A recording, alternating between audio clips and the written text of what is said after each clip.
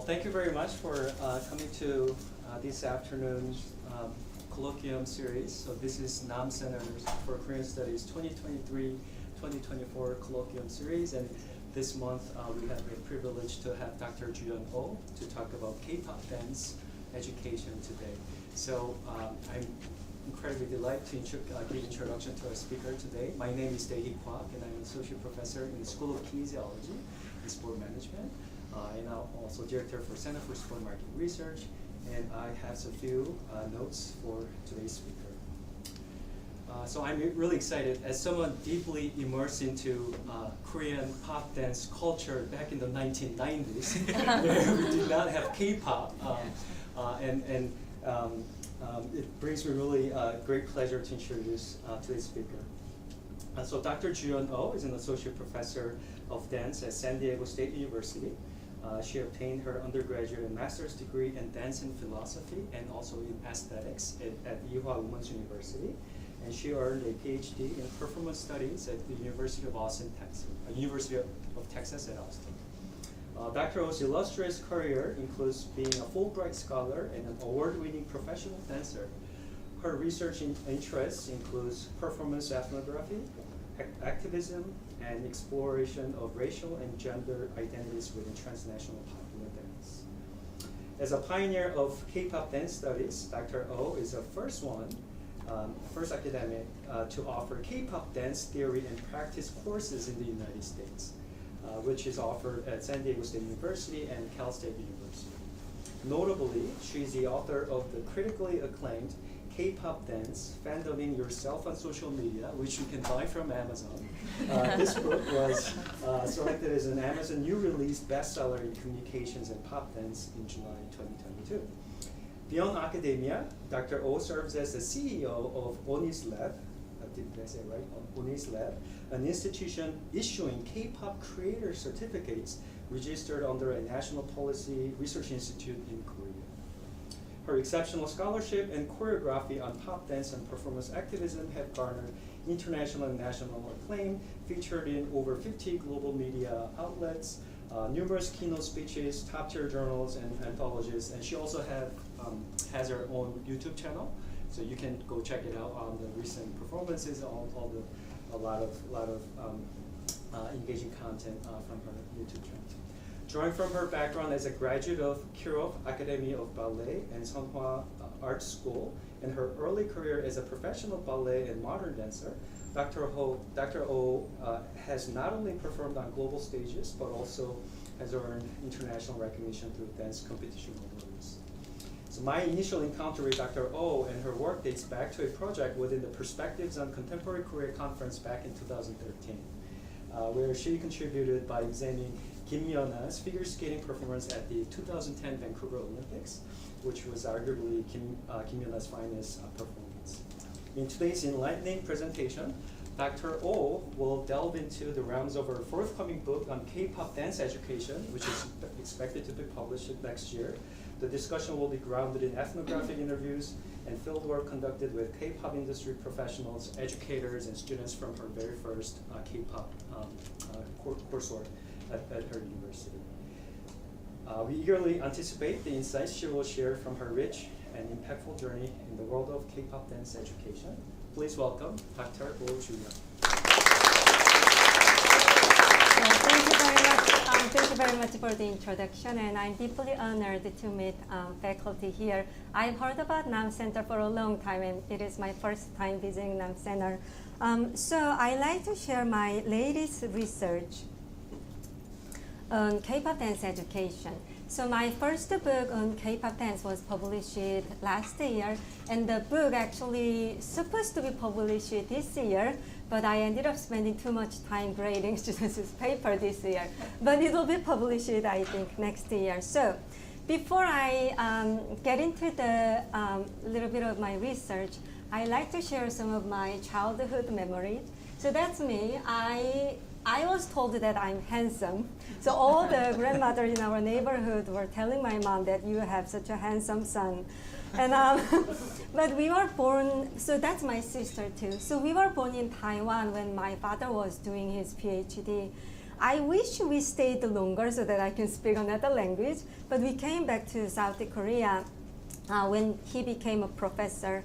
And I think throughout my journey, my father and my parents have been the best teachers of my academic career. So while my father inspired me to get into history, and I still remember our living room filled with all the dusty history books, which my mom didn't quite like it because it takes up so much space. But I studied classical traditional Korean folk dance, and that's me wearing hanbok. That's my grandmother handmade actually. And I soon into classical ballet when I was around 10 years, and I was told that you are too late to start the classical ballet. But nevertheless, I tried my best, but I think it's better to be a theorist at this point. So what I learned throughout my career is that can we have technical support because the computer doesn't.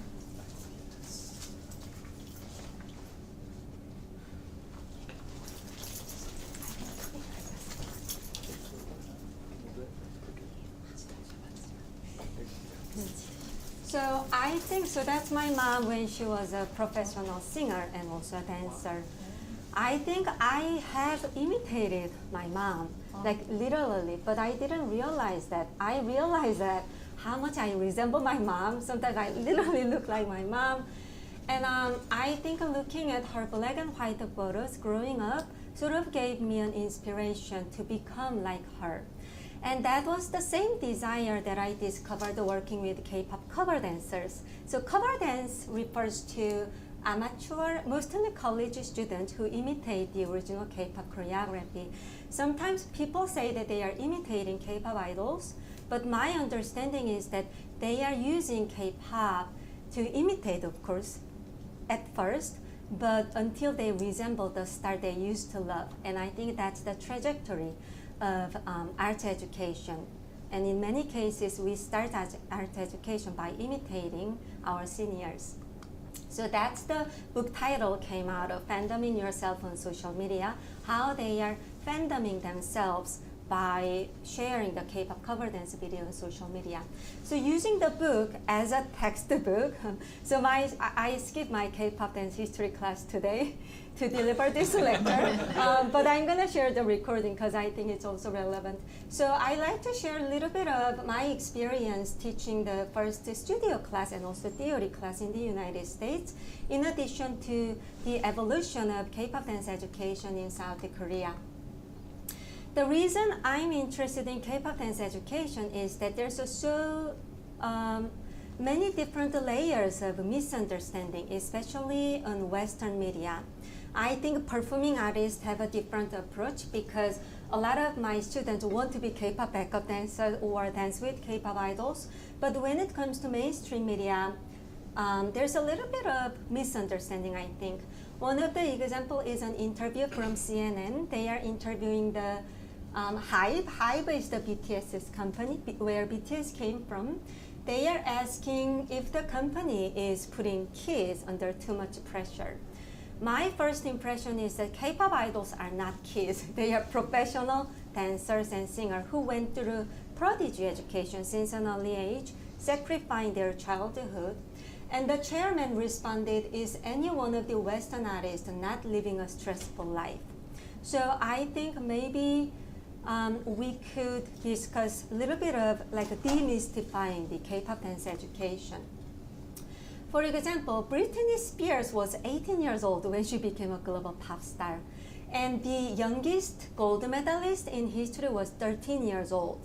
Having said that, the younger they are, the more opportunity they are given because we are using the body and no one can avoid the aging process. So that is my question that I like to address.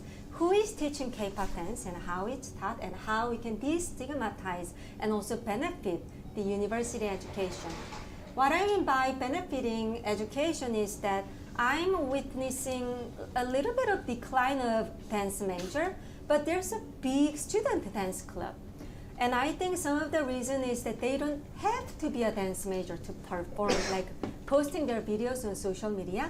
Then the next question is that how we could bridge the gap.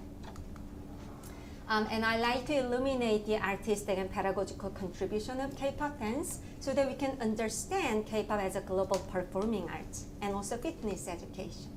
The reason I'm looking at the teachers is that we only look at the tip, but there's a tip of the iceberg, and I think the teachers are the iceberg.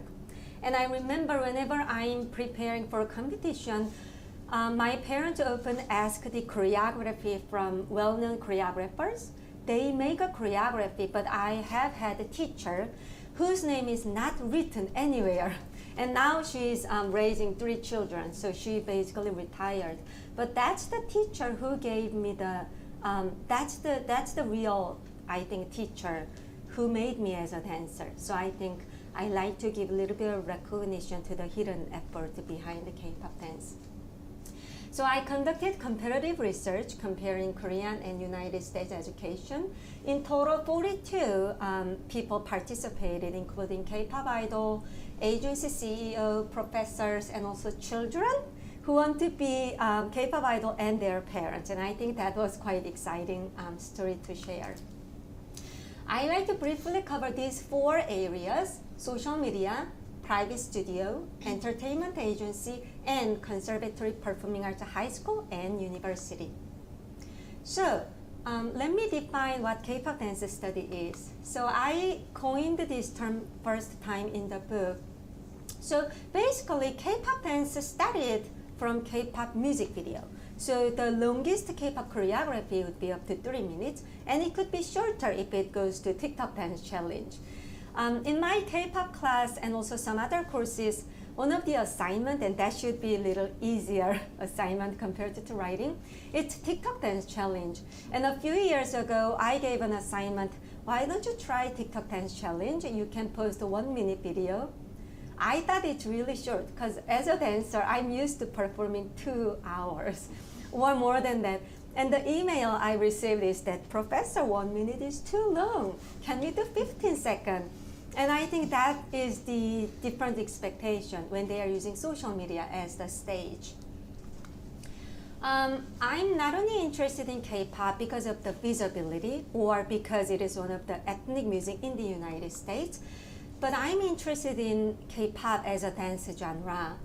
Hip-hop, tango, jazz, it also refers to both music and dance, and I think K-pop is also expanding its area to performance.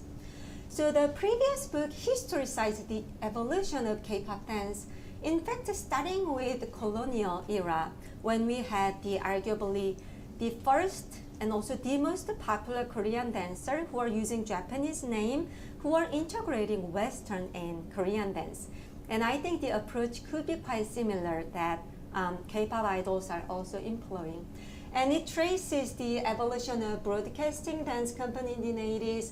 In the 1990s, the re-immigration of Korean American bringing R&B and also the hip-hop music video from MTV. And also the establishment of the K-pop body and the synchronized group dance. And 2020 as a virtual collaboration under the conglomerate big companies, music labels. Some of the signs that we can understand K-pop as dance is that K-pop idols' dance practice video is sometimes even more popular than the music video. It is Blackpink's dance practice video. So dance practice video means that when they have a song, they have a choreography, right? But they have a cover dancers who want to cover the entire 30 minutes of song. But music video, you have some other scene. So in order to help the dancer, they show the entire composition. And sometimes it gets more popular than music video. K-pop is one of the few genres that release a separate choreography version of music video. Also, K-pop backup dancers are almost like a dance influencer. All those competition shows are globally popular because they are establishing their own status as backup dancers and also influencers. K-pop is also having high visibility on YouTube. 1 Million is one of the top 3 most popular dance channels on YouTube, in addition to Studio Chum. So I think they are almost replacing the traditional dance film although it's short. Of course, I think I follow all my students in a lot of K-pop cover dance team.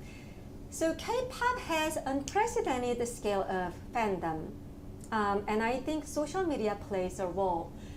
That include cover dance, random play dance, and also TikTok dance challenge. So it is arguably the most popular social dance. However, K-pop has such a limited position in academia. UCLA has one of the biggest K-pop dance team. They almost turned into a semi-celebrity. And it is also expanding its field to literally professional dance industry in the United States.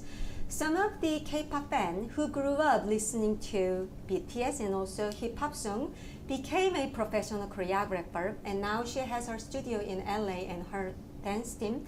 She choreographed for BTS and also appeared on BTS music video. According to Dance Magazine, that is one of the most well-known magazine in the United States, she is called a K-pop fan turned celebrity choreographer. So I think K-pop is expanding the job career, especially for professional dancers. So it is a definition that I'm using. K-pop dance studies is an interdisciplinary field that examines, first of all, the artistic, but also educational, and social, cultural, historical, and most importantly, the business dimension of K-pop, because it started from commercial music. By analyzing its context, dancers on and off stage representation, and audience reception. So these are the theoretical framework that I'm using. Using interdisciplinary lens, we can look at the context such as history, and I would argue that K-pop is a contemporary South Korean dance. If we look at the history, I get the term contemporary South Korean dance from UC Berkeley dance theory professor Dr. San-San Kwan. She suggested using contemporary Asian dance in addition to Asian contemporary dance. The reason is that in our society, contemporary sounds like a white Western dancers. So in order to avoid the misunderstanding as if Asians are copying contemporary Western dance, she switched the order. That's how I came up with the term. If we look at dancers and also the audience reception, I would define K-pop as a social media dance. So let me give you a little bit of detailed explanation. K-pop is a contemporary South Korean dance that integrates traditional and also modern contemporary elements. It is best characterized by the synchronous group dance. I think the format and its aesthetic reflect the microcosm of Korean society that highlights teamwork and also balance among the team members, as well as highlighting group identity over individual. For example, so that's BTS photo. If there's someone whose singing skill is the best, that person should be at the center during the climax of the song. If there's a member who is good at dancing, that person should be at the center. So they are rotating the composition. That person should be at the center for the major part of dancing. Having said that, they are distributing the workload, and as a group, they can create the best performance. And also, have you seen the 90-degree bow in K-pop industry? So they are always taking 90-degree bow. And it actually turns out to be true. When I interviewed some of the idol producers, if they don't bow properly, maybe they don't get a chance to perform or even debut. So, so the second definition is K-pop as social media dance. From street to conventional theater, movie theater, television, and social media, I think that's the changes of the stage. And the stage gets smaller and dance gets shorter. It could be up to 2 hours or more. And as I said, social media can be as short as 1 or 30 seconds. Nowadays, social media is a stage to perform because they share video, but also a backstage to socialize. Because professional actors or dancers socialize once the show is over in the dressing room or hallway, but on social media, commenting on or posting, reposting, or even disliking a video is a type of socializing. because the stage gets so small and there's a lot of distraction because we are watching dance on the go, like we are moving our stage. So that's, I think, why the dance gets so short, because otherwise they're gonna swipe it up. And as a result, there's a lot of attention on the upper body and face. So I theorize it as gestural point choreography. It is two-dimensional, like a TikTok dance challenge. It's all about like elbow kicking and a wide range of facial expression.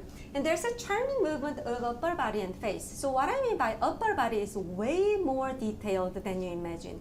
Using your eyebrows, grimacing, showing your tongue, of course smiling or intense eye contact or rolling their eyes. So there's a lot of variety of expression so that it keeps the audience's attention on the video.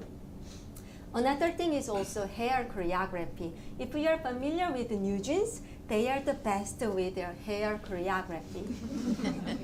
So it gets a little tricky, but I think a lot of K-pop choreography is TikTokable.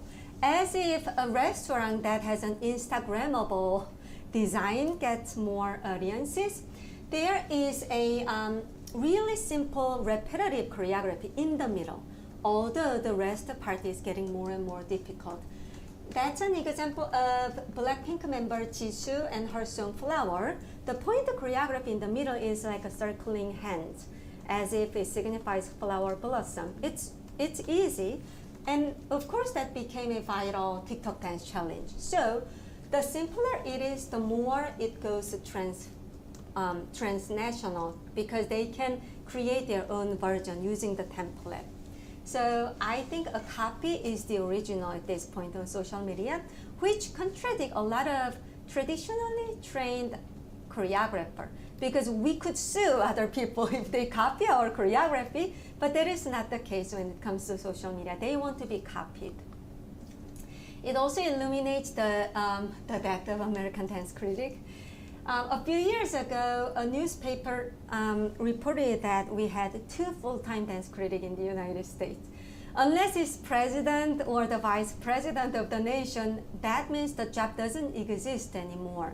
And I think one of the reasons is that the evaluation has been replaced by the number of views. So now it's quantifiable. I think K-pop is one of the examples that democratized the dance education, although there's a pros and cons. So let's start with dance education on social media. I was able to interview one of the most well-known K-pop YouTubers. So she's teaching K-pop and she's running a YouTube channel. If you Google K-pop tutorial, she'll be either first or second.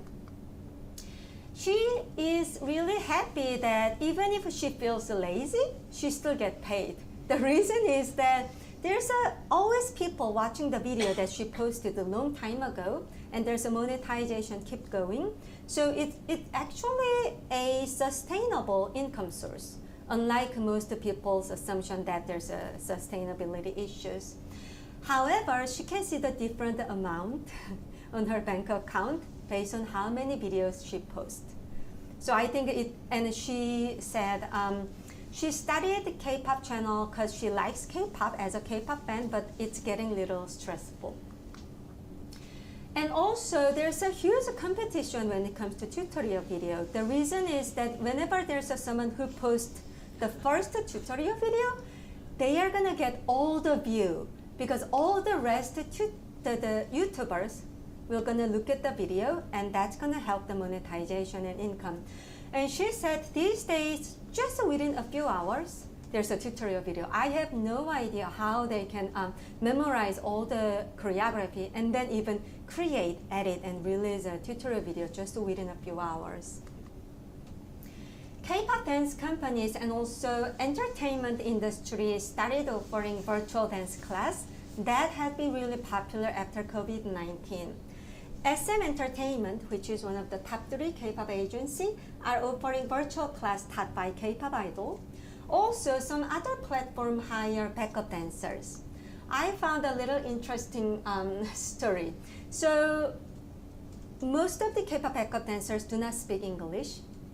And so they have like a template of how to speak in English.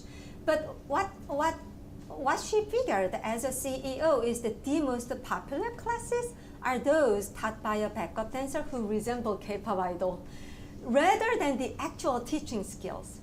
And she also said that those almost like a celebrity influencer like backup dancers, they don't spend much time to develop their teaching method, but those classes are always full. And I think it's because taking a class from K-pop idols are not, it's uncommon, it's hard to find or hard to access. So backup dancers are playing a role as an alternative, satisfying students' desire to take a class from K-pop idol. So K-pop dance education in studio is thriving. These are some of the private studio where K-pop idols attended in the past. So the studio, BTS member J-Hope was a student before his debut. They have so many students across the world, and they just wanted to meet or the CEO or just want to visit the studio where their favorite idols spend their childhood.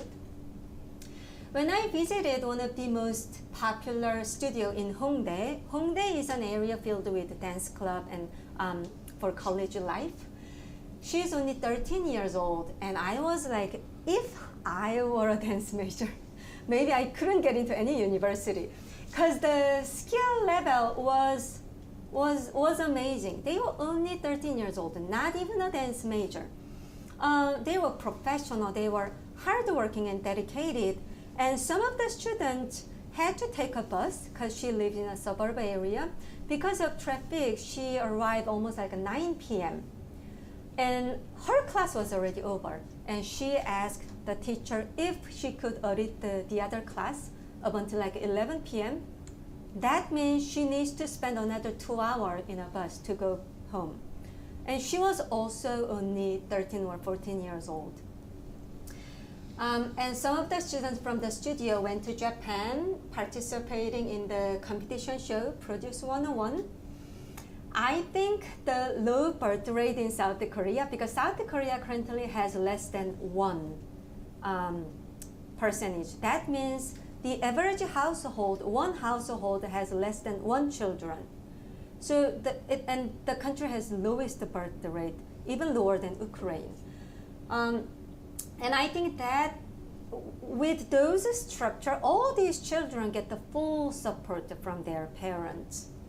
And I think they already know most of the choreography because of YouTube. So there's a lot of pre-study even before they get into private studio in order to become trainee. So becoming a trainee at K-pop agency is so competitive, so they need to be a trainee to become a trainee. I found that like a master and disciple relation is also pervasive even in studio education. So the teachers were using translation app because they have students from across the world. Those private studio actually have residency system because they have students from Thailand and Japan staying in South Korea, keep auditioning at K-pop agency. They not only help those students prepare auditions, selecting song and choreography, but also provide almost like comprehensive mentoring and even like a counseling, like what to eat, when to sleep, how they self-maintain and self-discipline to keep motivated, almost like a family. If we have hockey mom in the United States, we have K-pop mom in South Korea. So one of the parents whom I interviewed is that her and her husband always watch her daughter's dance video at night. It's just a pure joy. And her daughter became like a semi-influencer. She's also a teenager. And she recalled that she wanted to be a paintist when she was younger. But back then, women sometimes had to stop their career after marriage. So that's why she's giving full support for her daughter. And another mom said that she lives in a suburb area, and all the nicest studios and teachers are in Seoul. So she drive a few hours on Friday night, arrive Saturday 2 a.m.-ish, and she wait and take a nap when her children is taking a class and drive her back home on Saturday night. And she repeat the routine every weekend. So I think we also have dance mom in South Korea. And I think one of the hidden desire is actually singing their children be more successful in a job market and also getting to a university. One of the mom told me that her daughter wants to be an entertainer, but I hope that she could become a university professor. However, not all parents are supporting their children. I would rather say the opposite. I would rather say that it is children who are so desperate, who wanted to be an idol so badly. So it is actually the opposite when it comes to how it's portrayed in Western media. A mother told me that she's so afraid of sending her children, but that is her dream. Like she has only one dream, and that's becoming a K-pop idol. She is afraid because she doesn't know anything about dance. She's a housewife. She never taken any dance class. She's also afraid of, the stories, like how tough the process is. Also, her daughter's friends just got into an agency, and that made her daughter even more wanting to apply K-pop idol. But the parents are sharing news, right? And her mother is hearing like how demanding the process is. So K-pop dance education in university, to understand that side, we need to understand its humble origin.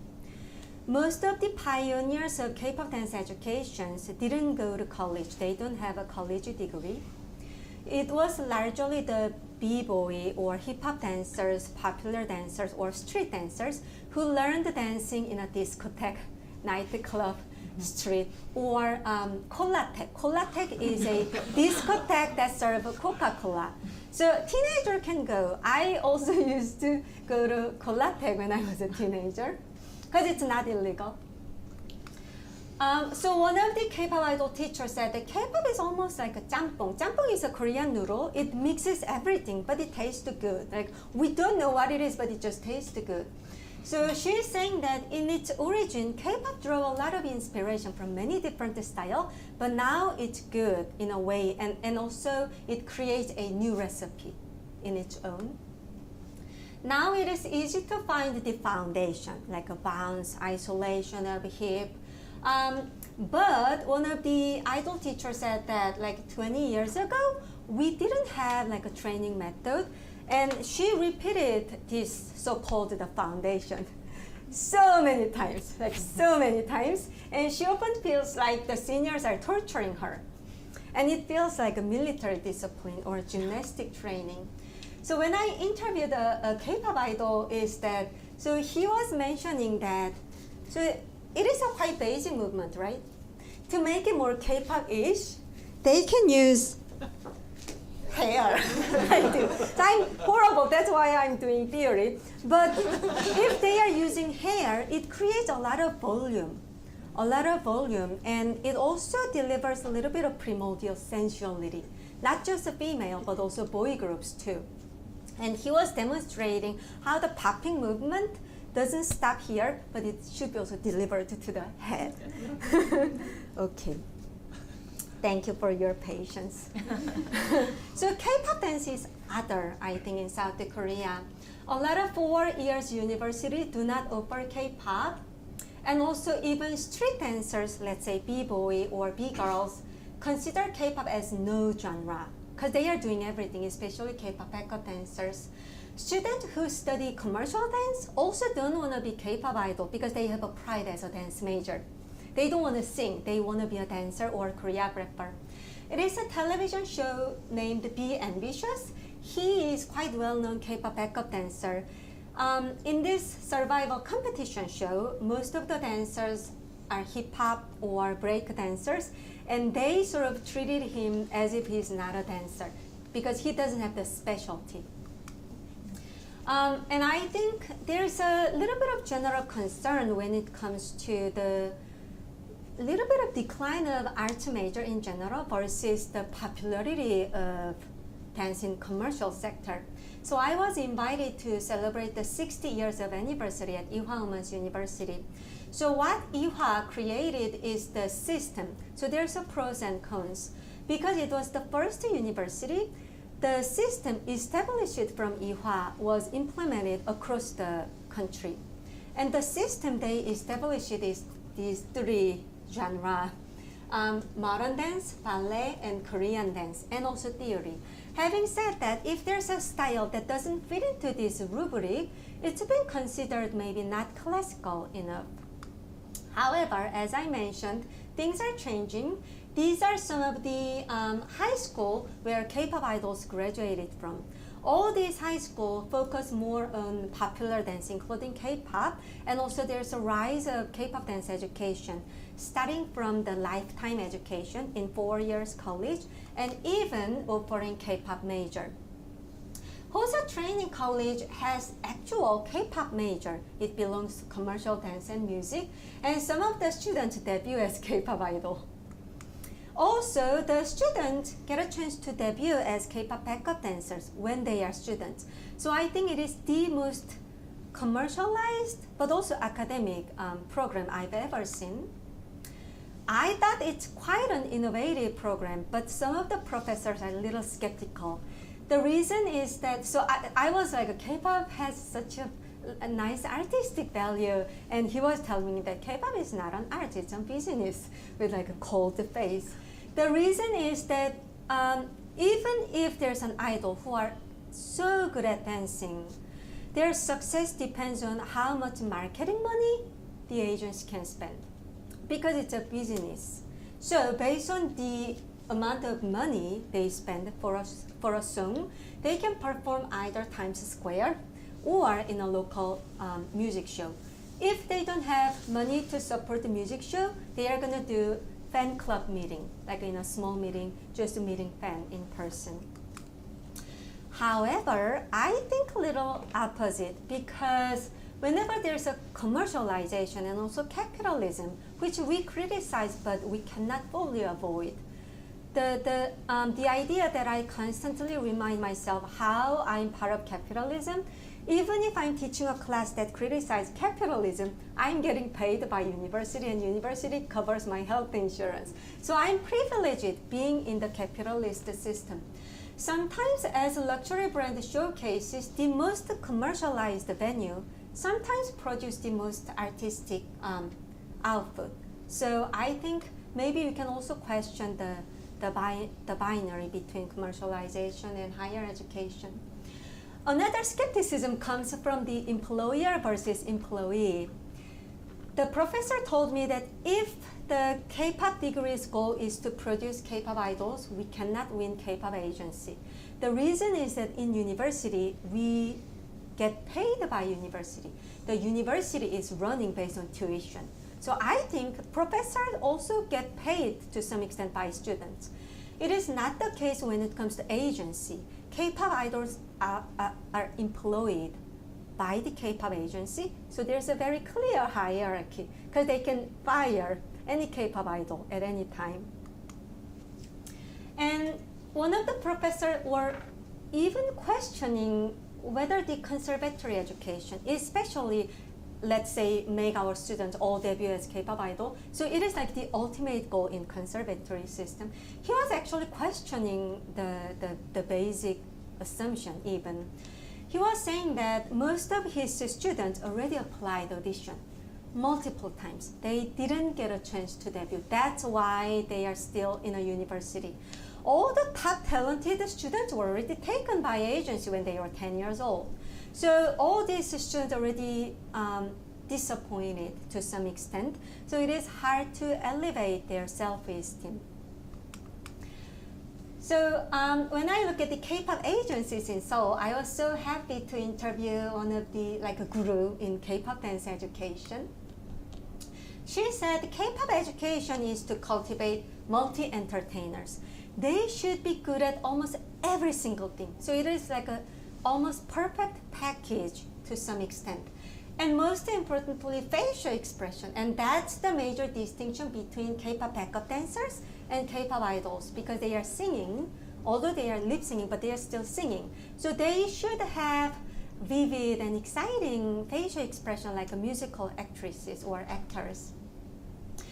K-pop idol is actually not about age. We have K-pop idols who are in their mid-40s but still performing. It is about style.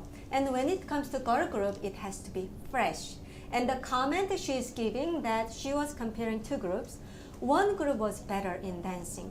But the second group, she preferred the second group because the second group has freshy idol girl group style.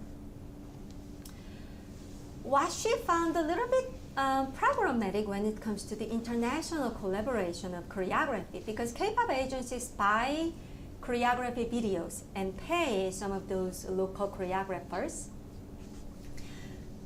When a foreign choreographer makes a video, they literally make a short video and that's it. There's no facial expression. But it has to be modified so that it almost looks like a musical. The other difficulty is that, so one choreographer makes a movement, right? But K-pop is a group. So they also have to modify the solo choreography so that it fits into like 5 or 7 people. So the composition should be revised too. So what it turns out, Western famous choreographer make a short video, send it to K-pop agency. They get paid almost 5 times higher than local choreographer and teachers. But all those local teachers and choreographers do all the job, sometimes entirely redoing the choreography, but they still don't get any credit. What I found interesting is that they provide like comprehensive mentoring up until right before the idol perform on the stage. For example, she was saying that if there's a choreography that highlights leg movement, she was suggesting that what if you tear up the skirt a little more so that the audience can see the leg line, or if there's an interesting shoulder movement right before the show starts, how about you place a feather so that it also highlights the shoulder movement? So all those details came from the local teachers, Korean teachers and choreographers. I was able to visit SM Universe. It is a high school performing arts established by SM agency. They have the curriculum almost like a performing arts school, teaching, producing, vocal, dance, model, and acting. What's really exciting is that they could get a chance to learn from K-pop idol because they are in the same company. I think this is one of the most important lessons, which became also more visible just within the few days, because BTS member Jungkook, JK, released his solo album Golden, and he is performing across the stage, and he was in New York a few days ago. The HYBE chairman Bang mentioned that for K-pop to truly become mainstream worldwide, it should evolve into just pop without K. So there's a de-ethnicization of the training method. HYBE, the BTS company, also started a new project called Dream Academy, partnered with American music label. I think it has a couple Korean, but the ethnicity or race really don't matter. It is based on the skill set. They should be able to present the K-pop girl group style choreography and good at singing and dancing. As a result, 20 candidates were selected among uncountable number of applications. And their goal is to make a girl group. It's a debut project, but it is not a K-pop group. But they are debuting in the United States using K-pop style under K-pop label. So when they are implementing the Korean education, they not only teach you singing and dancing, but also the mindset that I mentioned. How to be polite, how to respect seniors, and how to approach music and dance with sincere respect. And I think like how to remain passionate and authentic. These are some of the other examples of de-ethnicization. I had no time to wash my hair, but I was able to interview Starby. They are the first Indonesian girl group created modeling K-pop group Blackpink. They are singing the song in Indonesian, Korean, and English. Nichu is a Japanese K-pop group in Japan with Japanese members produced by K-pop agency in South Korea. So like a ballet company, K-pop has been globalized. I think a lot of education started from copying their seniors. So when I interviewed a K-pop idol, and I asked how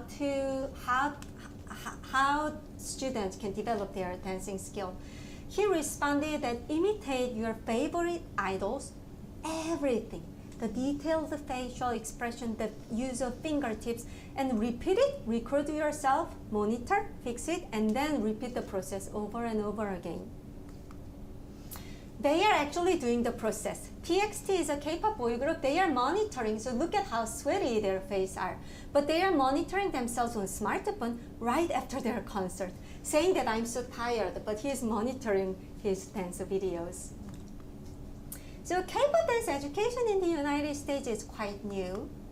So when we look at the studios, especially in Southern California, especially LA and New York, K-pop has been understood almost like APIDA or Asian American community or a symbol of diversity.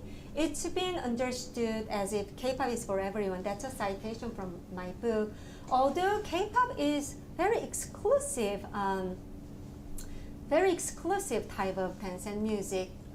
KCON is an example of the participatory fandom. KCON is the biggest K-pop concert in the United States. They have a special section called the Dream Stage. So they audition some of the audience, which means K-pop band, and they get a chance to be a backup dancer for a short amount of time during the concert. One of the K-pop dance teachers who are running some of the biggest K-pop studio in New York is that her biggest irony and struggle as a teacher is that they have such a talented and hardworking students in the studio. But what K-pop agencies are asking, because sometimes the studio is almost like a broker agency recommending students, the K-pop agencies is interested in, let's say, small face, long arms and long leg, who just has the body type already. The reason is that they can give everything. They can train almost anyway. They can teach foreign language, they can teach the stage etiquette, they can teach singing and dancing, everything, but they cannot change the proportion of the body. So what they are interested in is almost like a fashion model. And K-pop idols are doing fashion modeling too. But she can't say that. She can't say that to her students. So she was instead saying that practice your, just advance your skill a little further and try next time. As I said, K-pop is also supporting and being supported by Asian American communities. But there's also a little bit of competition because when I interviewed an entertainment platform CEO, she wanted to expand her business so that she can send some of the K-pop backup dancer or previous idol to studios. They said they don't necessarily need Korean instructors. I think one of the reasons is that no one want to lose their job because in LA, for example, they already have a network. They already have a studio, teachers. They are running their business successfully. But if there's a, let's say, K-pop idol, everyone would take the K-pop idols classes. And I personally think the language barrier of K-pop idol and also K-pop backup dancers play a role. But because of the lack of K-pop idols' presence, it actually opens more opportunity to be creative and run their own business. It is my favorite BTS themed boba tea cafe. Of course, not run by Korean, but there's a lot of creativity.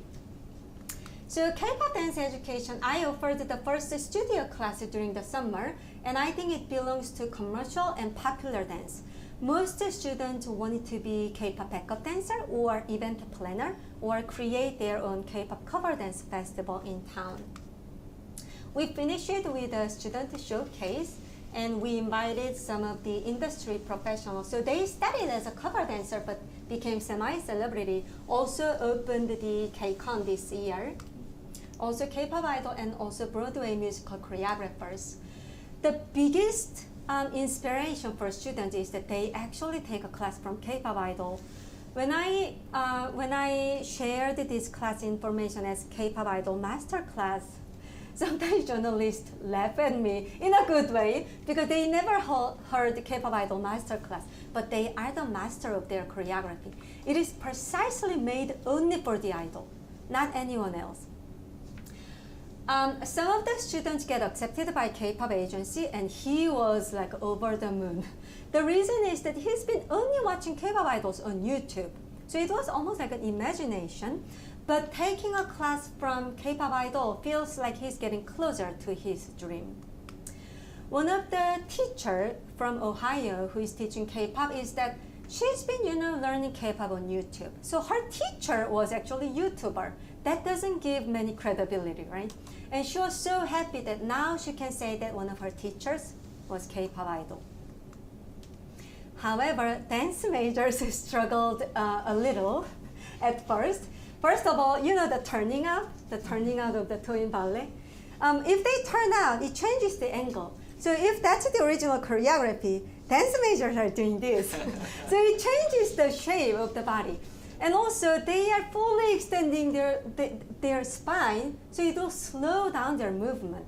But K-pop has a lot of short, sharp movement, so they will always late to the music.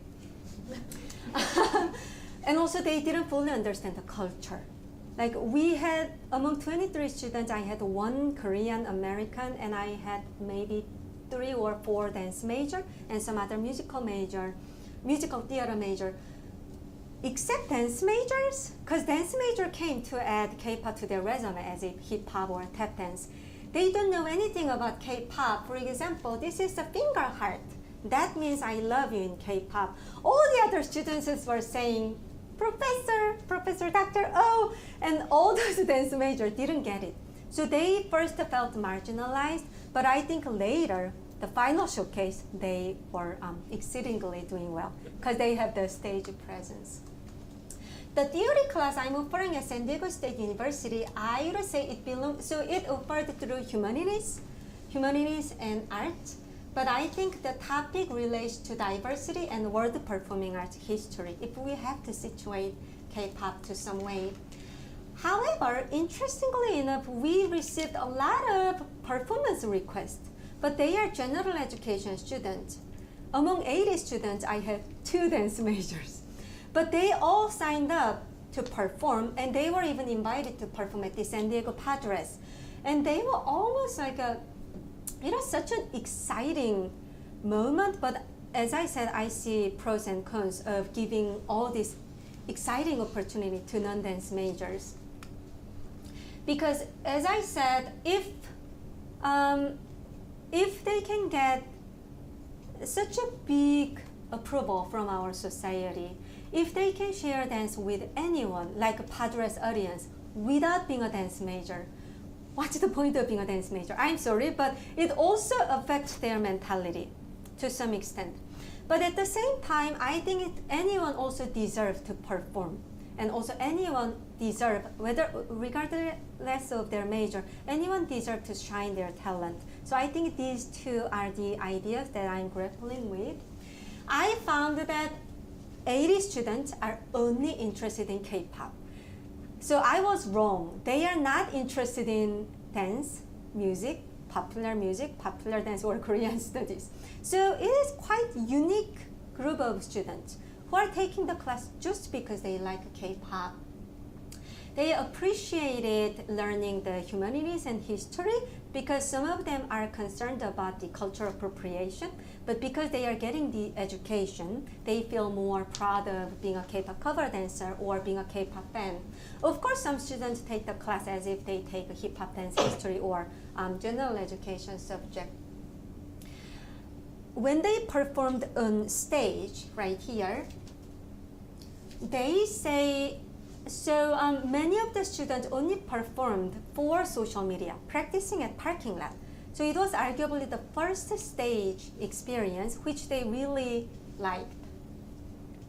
And I think, as I explained, I don't have an answer, but I think K-pop can teach us how we can narrow down the gap between the rise of student dance club, because almost every university has a K-pop dance team, especially in Southern California, UC Berkeley, UCLA, UC San Diego, USC. Sometimes more than 100 people gather every week, and I don't think any of them are dance major. So if there's any way we can make a little deeper connection so that we teach those K-pop dance team a little bit of professional, artistic, historians, all those contexts, and also helping the art program in university how to grow further beyond academia. So I'd like to finish my presentation sharing some ideas about future direction. Sustainability matters, especially Korean men go to military. When they retire, they are yet early 30s. And the lifespan could be up to 100 years. So the rest 7 years, the question is how we can use all these excellent human resources and how we can bring them hopefully to academia. As I mentioned, so that's JK's solo album. It's a tribute of Michael Jackson. So they are turning from K-pop idol to global pop stars. I like to compare K-pop agency with business as if Apple or Samsung. They hire the top engineers and top artists across the world under the name of K-pop agencies. Hype recently purchased a Latin music label. They purchased Justin Bieber's music company long time ago. They also have their own social media app where the fans across the world directly communicate with K-pop idols. So I think they are becoming multinational, multi-label conglomerate. Because if you Google Samsung, LG, Coast to Co, it doesn't, not Coast to Co, Samsung or LG, it doesn't say Korean, it says multinational corporation. Interestingly, the fact that they don't have a specialty is the strongest weapon. BTS members are sharing their ideas that they didn't train in one style, because they trained in all style. And now it becomes the strongest weapon because whenever they release a music video, the audience wants to see something new. Having said that, all those K-pop backup dancers, their versatile general characteristics make them professional. So all those K-pop backup dancers, he appeared on Netflix TV show, television show, and also become an influencer. He could be some of the few people who can actually pay bill out of their dancing career. And I think the demand on boundary crossing ability is not limited to K-pop. If you look at So You Think You Can Dance, it's a little horror television show, but I really enjoyed watching Tiny Pretty Thing. It's a ballet, it's about a ballerina. There's a little bit of horror story behind it, but they are professional dancers, but also actors and actresses. K-pop is huge when it comes to children education. So these two are K-pop club in Sydney and Singapore. Just Dance also has a video game featuring BTS Butter. The reason is that ballet and hip-hop are arguably the two styles that are most accessible. It is also gendered and also racialized. K-pop offers both style for boy groups, boys and girls, and also it is adding Asian culture in between. When BTS performed in New York a few days ago, there was 10 years old BTS fan who were there to celebrate her 10 years old birthday with JK. When he spoke to her, she ended up crying. I think that's the next generation of K-pop dance studies. K-pop is huge when it comes to dance fitness, weight loss, and anti-aging and K-beauty. So I studied classical ballet training because I wanted to wear the princess-like tutu. That was the only reason. I just wanted to wear the tutu, and it changed my life. And I think a lot of people are driven to K-pop dance because they like the fashion and they like the visual. There's a lot of dance app that offers K-pop dance. So in addition to yoga or Zumba, I think K-pop is adding another fitness exercise.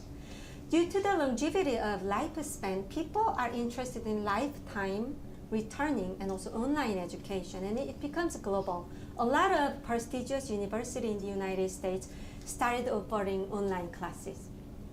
And Class 101 is an online-based platform where they can learn K-pop classes. K-pop is also providing a lot of creative resources. She's a gymnast. He is doing the traditional performing art using a head. That's a taekwondo group, Korean martial arts. They are using K-pop music and choreography and became quite well-known influencer and TikToker.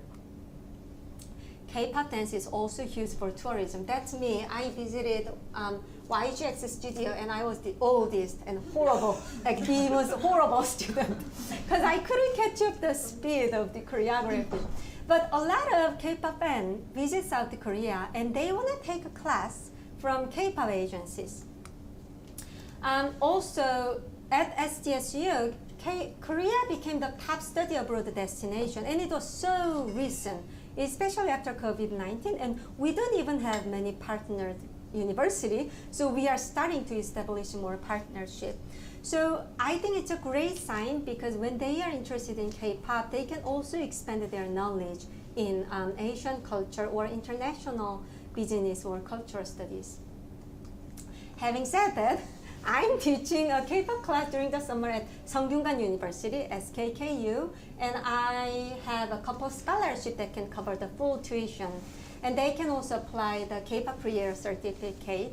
So if there's anyone interested in, they can email me. I hope you enjoyed my talk, and I'd like to open up the floor for questions.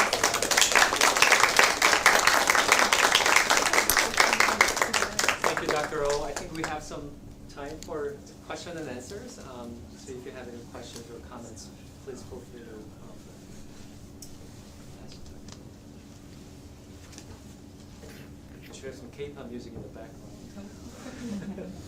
So thank you for a fascinating talk. Not so long ago, maybe 3 years ago, there was so much talk about BTS continuing to perform and sing in Korean and not making English only albums.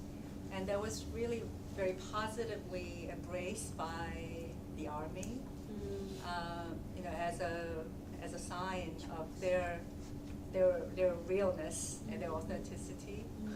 And just very interested in this relatively new move that Hive has made after becoming Hive from Big Hit, and the dropping of the K from K-pop. It's a very relatively recent phenomenon, and very quickly advanced, I think, as an agenda. If you look back to Bang Si-hyuk's interview, maybe from even 2 years ago, 3 years ago, I don't think he would have made that point so explicitly. So as a fan who's having a little bit of, as a fan having a hard time keeping pace with the rapid change that the industry is making, I just wanted to ask you about that move, first of all, what you think about it, and what the pros and cons would be. Thank you very much for the amazing question. I think language is a sign of identity, right? But I think, so it is a statistic that I found already more than 40% of K-pop songs are English. Or the one song include at least 40% of English, because they are mixing English and Korean. And I think a lot of K-pop groups now include non-Korean, even more and more. Black Swan is a K-pop group performing in South Korea, consisted of all non-Korean members, but they are singing in Korean. But I think when it comes to singing the song in English, it actually reminds me of how how we can speak under post-colonialism. Like, if we do not borrow any language from the colonizer, the previous colonizer, is there a way we can speak? So I'm saying 게라르스키바. And I think using an English could be a platform to narrow down the gap. Maybe I don't think I'm answering your question very nicely, but it also reminds me of Indian curry that is becoming national food in England. So there was a colonial history, but when one's colonized culture becomes more and more sophisticated or exciting to watch, it is creating a different power dynamics. So I think singing the song in English could be one of the strategies, or maybe diversifying its style. If I may just add one more follow-up question. So, to the extent that K-pop has such strong fandom and such strong activist fandom, I think one way that the fandom was able to express and be active was as a way of addressing race politics in America, not only through political intervention the Trump rallies, etc. But calling out the mainstream recording industry and radio stations for not playing BTS because they're Korean songs, right? So there was quite a bit of fan activism around educating mainstream radio stations and the music industry, and I feel like that aspect of it is lost. But I agree with you, and I think that's a great insight, that maybe K-pop moved beyond. Yeah. So K-pop is no longer in that quote-unquote minoritized position, so now it's in a new place and it has new sets of power, and Bang Si-hyuk and Hive is using that power to its maximum effect. Yeah. And maybe that's the moment we're in. I agree with you. I think the activism aspect, it will change, I think, because K-pop is part of the mainstream. They can get K-pop CD at Target. Target and Walmart are selling BTS miniatures, and we can hear K-pop song on Apple and Spotify. So in terms of business, it is not ethnic minority culture. But if you look at the performers, their ethnicity belongs to ethnic minority in the United States. But again, it is not in South Korea. It's a mainstream culture. But I think because it's circulated online, audiences in the United States do not necessarily separate Korean versus Asian American because they look sometimes similar. Of course, not the same. But I think, yeah, I agree with you. I think K-pop is, with Hype, just opened a new chapter.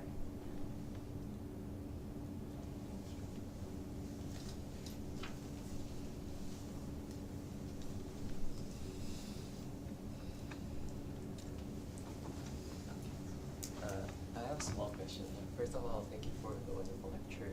And there was a part that you mentioned about the military service that male performers need to do, right? And I heard some sayings that, like, people saying that the Minister of Defense is one of the biggest entertainment group because eventually, in some certain point, they need to go to the army, and the Minister of National Defense kind of have the right to kind of mobilize them. And I'm curious if there's any power dynamic influence in domestic life. About going to military? Yes. That's a really political question. I would say if they are dancer or if they are celebrity, they, of course, no one wanna lose their 3 years in their 20s. It is like the golden time. The 2 or 3 years in their early 20s, maybe it's as important as 2 decades in their 70s, because the body is aging. But I think going military is a civic duty. It's a civic duty as long as they are born in South Korea as a Korean citizen. I think it's a it's also the national identity and also the government policy. There have been a couple of K-pop idols who tried to evade the service, and the result has been never good. So, and I think of course, I wish they stay longer in performing, but I think their identity is not limited to K-pop idol. They have at least 7 years of career or lifetime.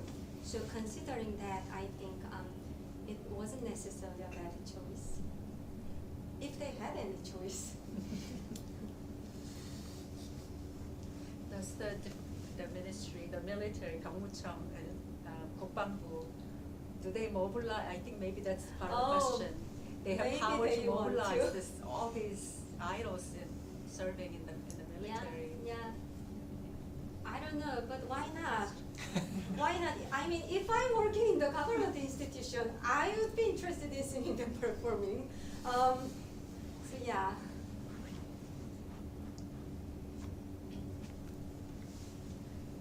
Thank you for your presentation. As a person who is not at all knowledgeable about K-pop, I wonder what you think about the future definition of K-pop, because I see from your presentation there are many factors that may have made K-pop, like the agencies in Korea or the language of the song is in Korean, or the performers are like their nationality or their ethnicity is Korean.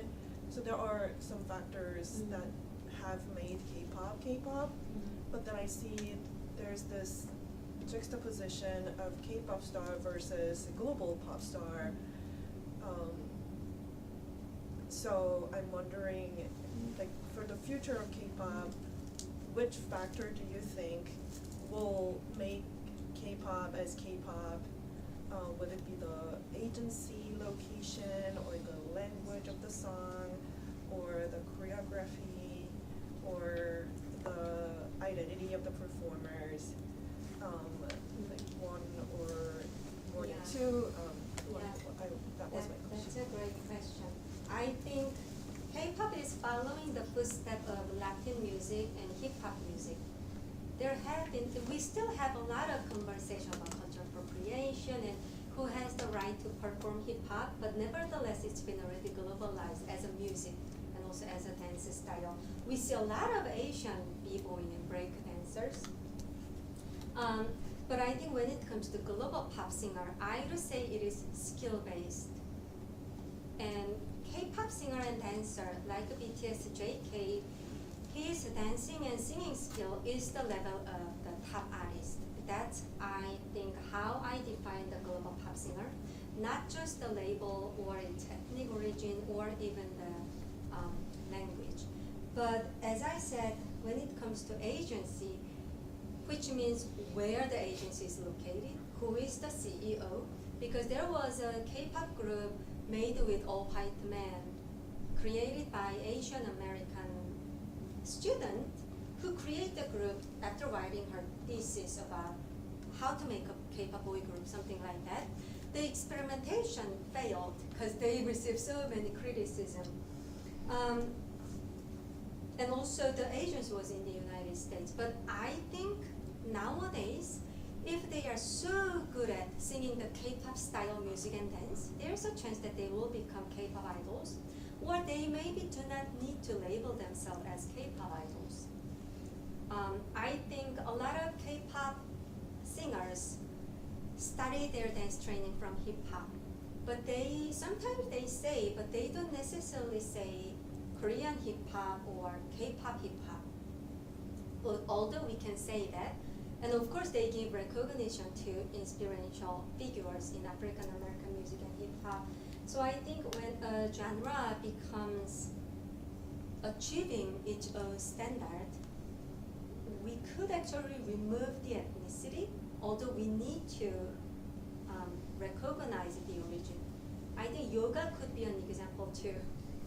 Like, we know where yoga comes from, right? But it has been institutionalized as a technique, as a physical activity.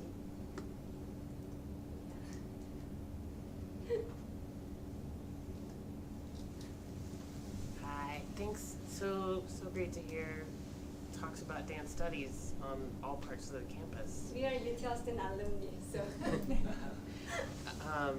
I am curious about, well, thinking about the hair movement as a way to sort of blow up volume, and also the image of the performer is like so tired but still looking to see what their image looks like on the screen. I'm curious how the fact that social media is like the main platform has affected the choreography. You know, it's really different to choreograph thinking about something on a screen, but even more like on a tiny screen. Yeah. And just wondering how that's kind of lives inside the choreography, even when it's maybe the choreography is taking place on stage or something now, or at a Padres game. Yeah, I'm really glad that you brought up the question, because I started writing a new paper about the BTS JK's new music video. I think whatever the movement is, the expectation when it comes to K-pop is that whenever there's a screenshot of the music video, it should show clear list line. Are you following me? So if you play a music video and make a screenshot, most of the movement will get blurry. That's what happened to backup dancers. But the BTS and K-pop idol, almost every single screenshot look like a photo. I do not fully know how they have achieved the perfect awareness when it comes to the angle, because it's almost like a collection of a Photoshop. Each movement is so perfectly angled. And I wish I could show a screenshot, because if there's a movement like this, that's a BTS JK, but all the other members are losing, like they don't even know where they are looking at in the exactly same timing. And I think that's why they highlight the repetition and also the sharp angle of the body. That's interesting, yeah. Thank you so much for your talk. I don't even know how to format this question, and I don't know how much it's related to dance, but I feel like I've noticed how, like, especially with BTS and, like, since they've gone on solo routes, like, this, like, thing that used to be, like, held up really strictly of, like, innocence and, like, this clean image, of even just things like cursing in, like, songs, or, like, not showing, like, specific, like, skin and stuff like that, I feel like has, like, become a lot less restricted and unfiltered, and I see, like, that same pattern maybe in, like, Korean film, in that, like, Netflix, like, allows things to be uncensored, so, like, and that all kind of goes in hand with, like, globalization. So I guess I was wondering if you, like, had any thoughts on that, or how that might have to do with the transition from, like, K-pop to pop, and, like, how cultural expectations are, like, being not as strict and falling away. That's a great question. So the censorship policy also changes over time. I think it's getting lesser and lesser strict. The other thing is that if you look at the producers, like BTS JK Golden album, barely has, maybe it has some Korean, but it's produced by the top artists across the world, including Canada, United States, Europe. So what they are using is maybe the Western sense of popular music and dance, although the performing artist is BTS. There's a song named Seven. It's from BTS, but the lyrics is kind of too sexual. It's like, I'll be loving you for 7 days, but if you switch it a little differently, it could be very sexual. I think the level of, let's say, exposing the sexuality or sensuality, of course, changes as they collaborate with American pop singers, because those lyrics wouldn't be considered too sexual. And I read some comments that Korean audiences don't quite like it, like, this is not BTS, this is too promiscuous, I don't know, but there's a different expectations. But they are performers, and I'm glad that they are able to perform different persona for the specific song. BTS Jungkook even mentioned that he changes his tone of voice to each song, so that it delivers a different images and ambience.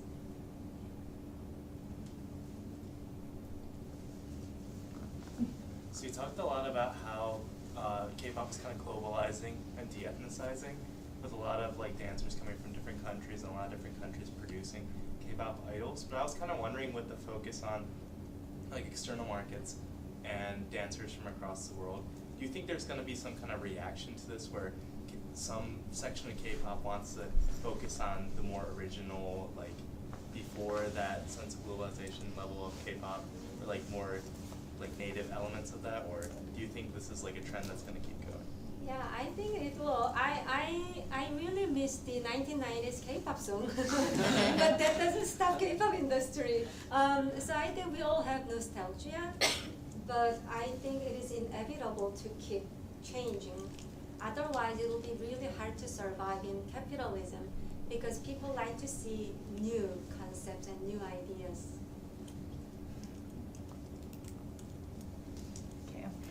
Thank you for your lecture, and I'm glad to see you. When we were 20s, we met, and it's competitions for contemporary dance. Yeah.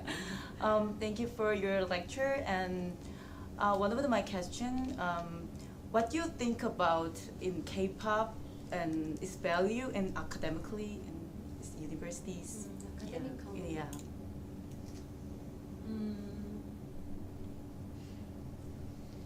That's a great question. Although Yeah. I've written a book and even writing second book because I wanted to give an academic value, but maybe I'm not even in a position giving academic value. I'm pretty sure that it already has an academic value. As mentioned, how it's associated with activism, how it's creating a new stage. But I think if I'm answering the question as a dancer, trained in ballet and modern dance, it exhibits the most commercialized form of choreography. And I think it looks good. Yeah. I love watching concert in theater, but I think I'm also getting used to all this spectacular 3 minutes of choreography. It is just so good, and it's visually and even sonically pleasing. So maybe I'm spoiling myself to some extent, but I think it shows one new direction for the choreographers, how we can utilize the new social media, because a lot of K-pop choreographers studied modern dance. The SM Universe, the main teacher whom I took a photo together, he studied Korean folk dance in college. Oh. So the industry already hired traditionally or classically trained dancers, but they decided to present their choreography in a commercial stage. And I'm just hoping that K-pop Yeah. creates more job. Yeah, right. more job opportunity Yeah. for students Yes, and also dancers. that's a very good Yeah. point. Yeah. Thank you. Yeah. I know you talked a little bit about the divide between, like the language barrier between choreographers in Korea versus in the United States, and I've also noticed, I mean, I've had some trouble keeping up with the evolution of the fandoms as well over the past few years, but I've noticed a little bit of a divide in both kind of what they want, like fandoms in Korea versus international fandoms, what they look for in artists.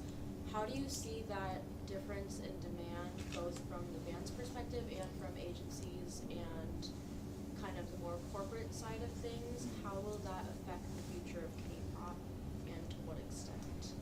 Yeah, I think that's a great question. And so because K-pop makes the audience confused, because it's on social media, it seems like nowhere in the earth, but it is, like most companies are in Seoul. So it's very realistic entertainment business.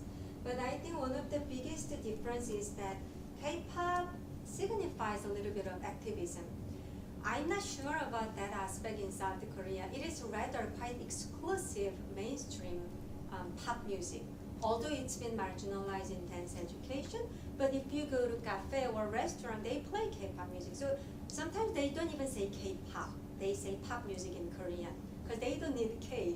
It's like we don't say American pop music necessarily, because it's taken for granted. So there's no ethnicization in South Korea. But I think Western fans are sometimes even more protective of the K-pop idols. I see pros and cons of this movement. Sometimes there could be a little bit of misunderstanding. I think what I want to say that not always, but K-pop idols are not children, they are not adults. They are living human beings. They have their vision, ambition, and they are careerable. That's why they decide to stay in an agency. But the rhetoric, especially Western media, not necessarily fandom, is sort of victimizing K-pop idols, but it is their decision. They spend years of training to become a K-pop idol. The issue is the competitive society, the competition in society, not just in K-pop industry. Korea is a great nation if you visit for shopping or enjoying Korean food, because they value service. That means if you live in the country, you have to provide the service. So it's not easy. But I think I like to approach K-pop idol and just to give them more agency, because they have agency. They are the people who made a decision. So.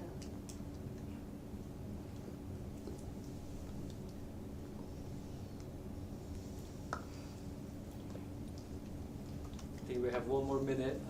Let me wrap up by asking the final question to you, Dr. Oh. So maybe to make it really short. I'm thinking of this Korean sports system. When you were talking about how competitive this is to train young artist to become an idol in one day.